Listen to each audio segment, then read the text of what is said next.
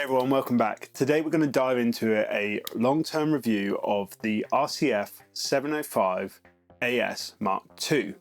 Now you've probably got a burning question why the Mark II this year, but we'll get to that later.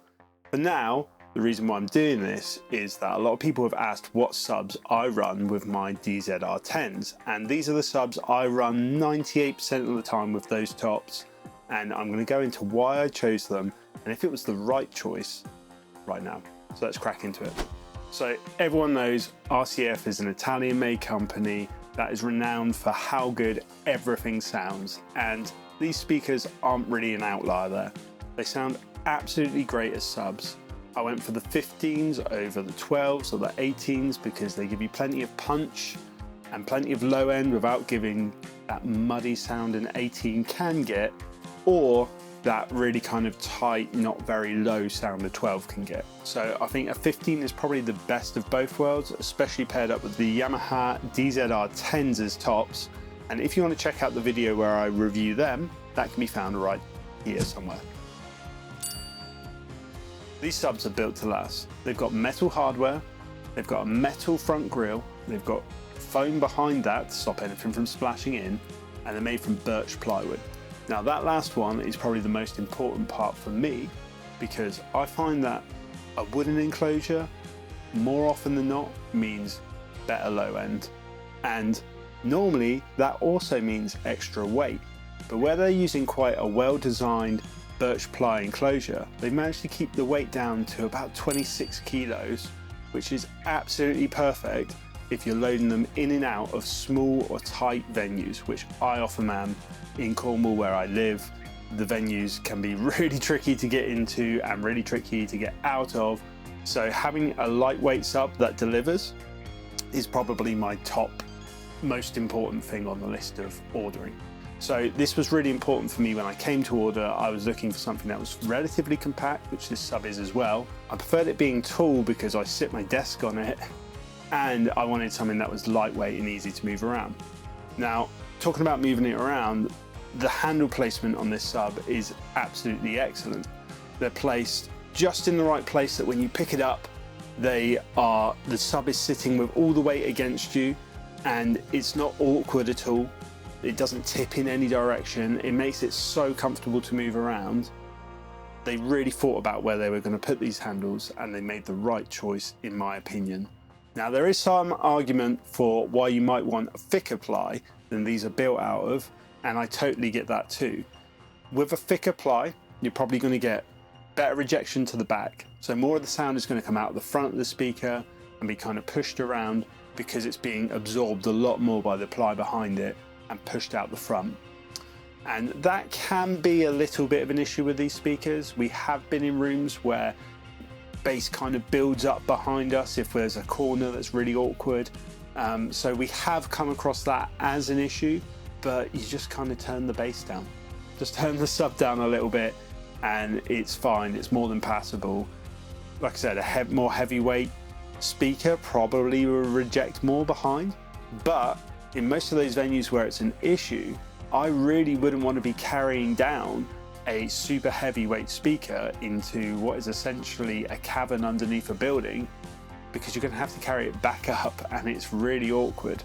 So I do think still that this is a good option for that, but just be aware that they do kick backwards quite a bit. And maybe that is something that they've tried to resolve with the new Mark III speakers, as they're slightly heavier. So I imagine the ply is slightly more bulky around the exterior. As I said earlier, the front grille is made out of a powder coated steel. This is excellent for when a pipe inevitably gets put on top of the sub, falls off, smashes, and glass goes everywhere.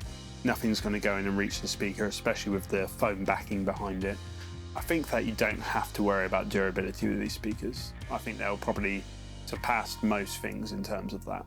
Let's have a little bit more of a look at the specs and features of this speaker, which is maybe where some people might find them a little bit limited.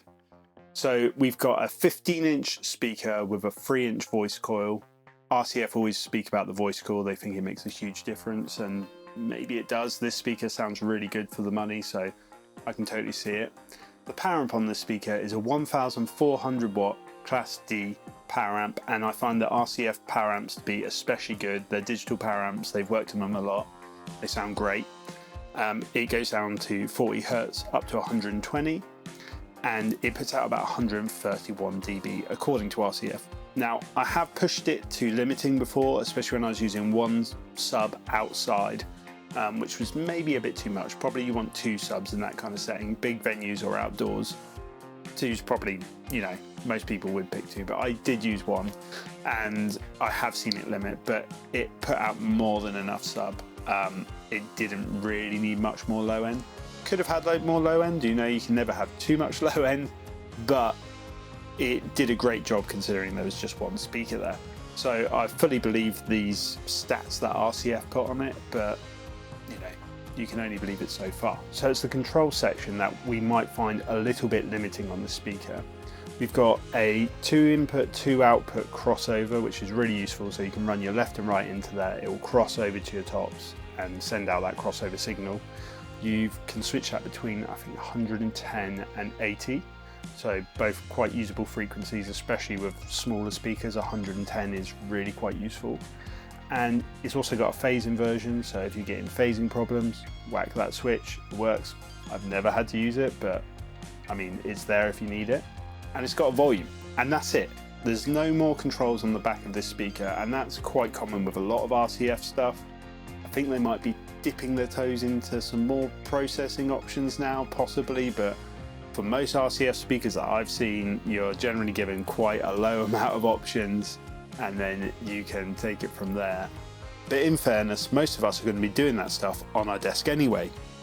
So it's quite a flexible speaker in that extent. You don't really need that DSP. I've never felt that I needed that DSP. So if I was to describe how it performs, I would say it's impressive. It's punchy, it's tight, there's plenty of low end. I think it's the perfect partner for these smaller speakers that I'm flying above it. So for me, I think I probably made the right choice in this speaker. You know, the size fits me, the sound is right, the volume is more than enough. I generally just use one of these. You know, most venues you just need one of these because we play a lot of smaller venues, and even in the larger ones, one you can get away with. So it's a really impressive speaker for the money for me. It was really tight for me between this, the Yamaha 15-inch and the EV 15-inch, the EKX. They're all very similar in price.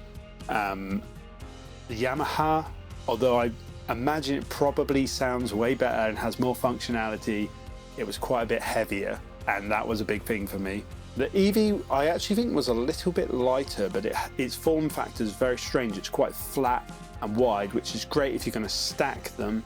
I think if you're going to get loads and stack them, the EV might actually be maybe a better choice.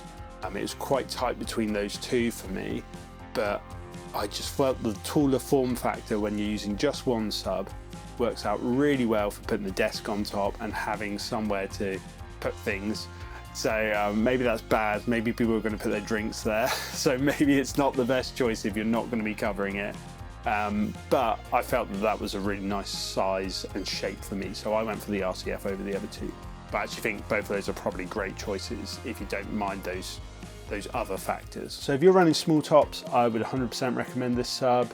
10-inch tops, 12-inch tops, this is absolutely perfect. It really obviously fits well with the RCF stuff because they don't have crossovers in the top, but there is a crossover in the sub, so you can send out to your tops and not have to worry that you don't have that digital DSP to change things in the top. You can just do it in the sub, send it out, and you've got your crossover set. You still don't need to carry around bulky external crossovers. So it's a great choice if you're going RCF, and I think it's probably a good choice if you're going for any small top, just to add a lot more reinforcement. I probably wouldn't run a small top without a sub, and this sub fits really well for me. So let's go to the burning question I'm sure you've all got. Why I'm talking about the 705 AS Mark II in 2024 when there's a Mark III out? Well, I still think there's plenty of reasons to pick the Mark II.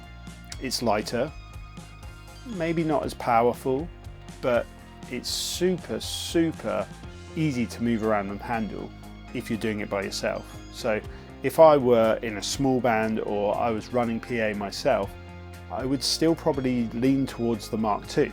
So the Mark III kind of fixes a couple problems that we might have with the Mark II.